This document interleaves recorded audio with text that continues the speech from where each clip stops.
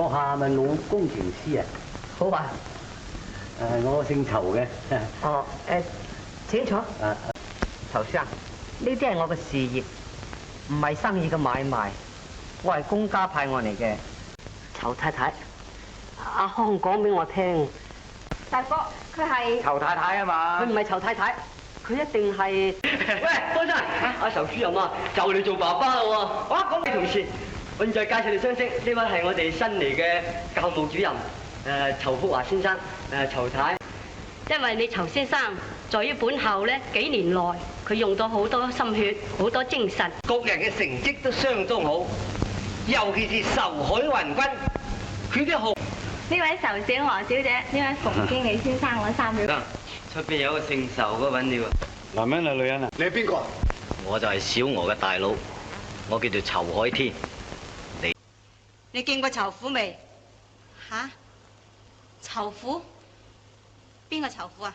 你唔使翻嚟啦，奶奶。仇虎呢？仇虎？你收埋佢喺邊度？快叫佢出嚟！我老人家對我大恩大德，我仇雲商，就算係做牛做馬，都唔會忘記你嘅。仇大虎，你今日嚟得啱啦！我綁住仇大虎。我嘅目的就係引個逃犯張仁禮同埋仇大虎佢哋翻嚟。而家唔好再講啦！仇平係一個無惡不作嘅人，估唔到阿爹你啱啦！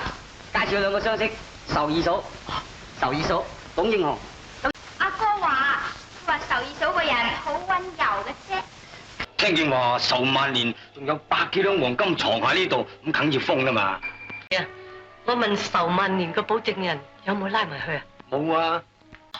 乜琴日槍斃個仇萬年，你阿爹嚟㗎？女同學嘅爸爸嚟嘅咩？佢叫咩名啊？佢叫仇萬年，認唔認啊？呀，邊個話我識得仇萬年啊？呢個仇萬年，如果你見到佢咧，你都當佢個正當商人咁樣。我查到咧，嗰個仇萬年啊，就係打劫咗磅金條，然後就假。而家冇人知道佢係仇萬年嘅家屬啦，除非你告發啦。好啊，好似今日咁好地地咁帶個仇太太翻嚟屋企住，好詐忌噶嘛。因為仇萬年嗰啲金條俾佢偷咗，而家佢供咗出嚟啦。你諗下，除咗佢啊，仲有邊個人知道仇萬年有金條嘅呢？誒，仲有仇萬年老婆嗰件嘢點呢？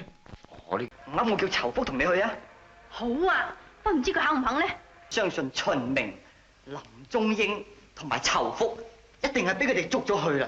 咁乜你點知啊？